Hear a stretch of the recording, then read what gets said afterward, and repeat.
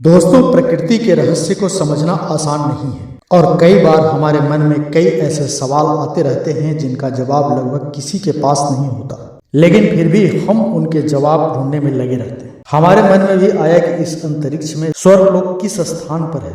हम कोई भी धार्मिक टीवी शो देखते हैं या फिर धर्म से जुड़ी हुई कोई भी बात करते हैं तो उन सभी से यही पता चलता है कि इस ब्रह्मांड में कहीं न कहीं स्वर्गलोक मौजूद है, जहां इंसान मृत्यु के बाद ही जा सकता है। अब मन में सवाल यह उठता है कि क्या सच में अंतरिक्ष में स्वर्गलोक मौजूद है या उसे देखा भी जा सकता है या मृत्यु के बिना भी वहां तक पहुंचा जा सकता है। आज तो विज्ञान ने इतनी उन्नति कर ली है, तो क्या कोई ऐसी टेक्नोलॉजी विकसित की जा सकती है कि जिससे इन लोगों तक पहुंचा जा सकता हो। मुझे अपने सवालों के कुछ जवाब भी मिले अलग अलग स्रोतों से।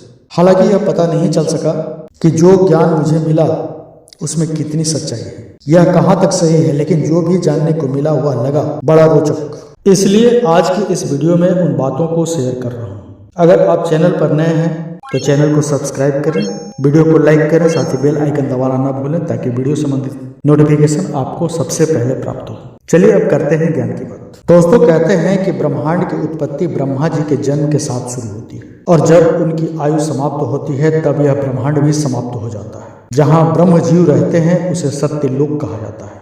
जहाँ भगवान विष्णु और लक्ष्मी माता निवास करती है उसे बैकुंठ कहते हैं। जहाँ पहुँचना ही मुश्किल हो जाता है। जहाँ देवराज इंद्र के साथ सभी देवता निवास करते हैं उसे स्वर्गलोक कहा जाता है, जहाँ इंसान मृत्यु के बाद ही जा सकता है। सभी लोग इसी अंतरिक्ष में मौजूद हैं, लेकिन उन्हें देखा नहीं जा सकता। यह भी कह सकते हैं कि यह सभी लोग पृथ्वी से इतनी दूरी पर मौजूद हैं कि वहां तक पहुंचना संभव भी नहीं है।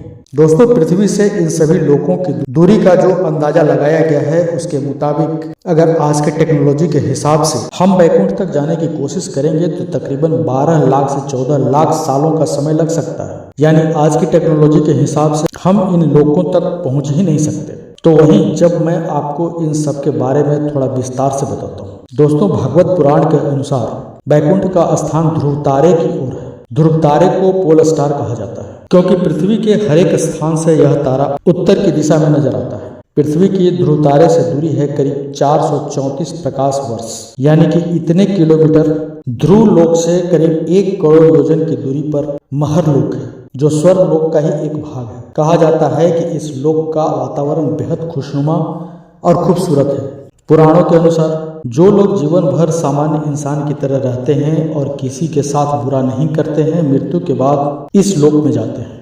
यहाँ वे सभी आत्माएं बहुत ही सुख सुविधा से रहती हैं। महरलोक के ऊपर 2 करोड़ योजन की दूरी पर जनलोक है।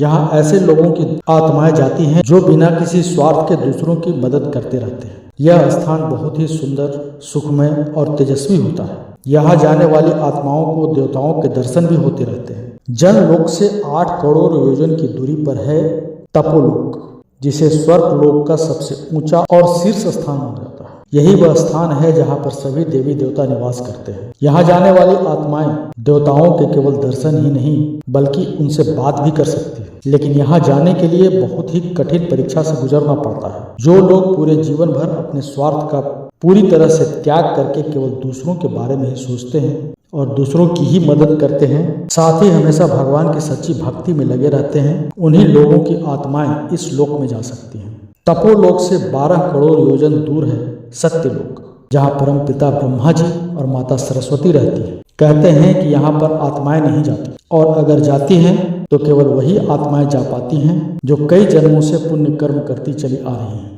जो स्वर्ग लोक तक पहुंचकर भी अपने सत्कर्मों और भगवान की भक्ति को नहीं छोड़ते।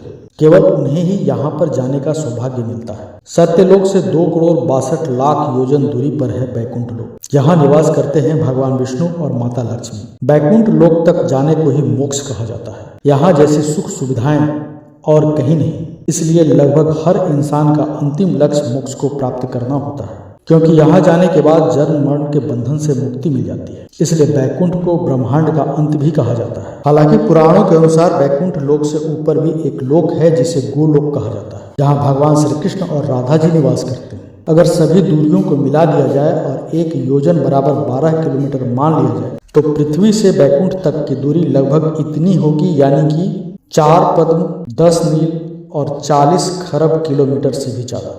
दोस्तों फिलहाल आज हम अंतरिक्ष में 28,000 किलोमीटर प्रति घंटे की रफ्तार से सफर कर सकते हैं। उस हिसाब से अगर हम बैकुंठ लोक तक की यात्रा करें तो करीब हमें 12 लाख से 14 लाख साल तक का समय लग जाएगा। वहीं आज की टेक्नोलॉजी के हिसाब से हम बैकुंठ तक पहुंच ही नहीं सकते और आगे भी कोई ऐसी टेक्नोलॉजी का विकास करना मुश्किल है। लेकिन हम सब आज तक यह सुनते हैं कि नारद जी नारायण नारायण का जाप करते हुए सभी लोकों की यात्रा करते रहते हैं। वहीं गुरु वशिष्ठ, विश्वामित्र आदि जैसे महान ऋषि सशरीर कई बार पृथ्वी से स्वर्गलोक तक की यात्रा करते थे और वहां होने वाली सभाओं में हिस्सा भी लेते थे। लेकिन यह सभी ऐसा इसलिए कर पाते थे क्योंकि इन्होंने अपने तपोबल से मन की गति से कहीं भी आने जाने की शक्ति प्राप्त कर ली थी। इसलिए वह कुछ ही घंटों या फिर मिनटों में पृथ्वी से इन लोकों तक की यात्रा कर लेते थे। यानी कि भौतिकता या फिर टेक्नोलॉजी के सहारे तो कभी नहीं, लेकिन धर्म, अध्यात्म, भक्ति, योग और पुण्य के रास्ते से हम क्षण भर में वहां पहुंच सकते हैं। तो दोस्तों आज की इस वीडियो में फिलहाल इतना ही। मिलते हैं अगले वीडियो में एक नई खास जानकारी के साथ। तब तक के लिए देखते रहिए संस्कृति दुनिया। धन्यवाद।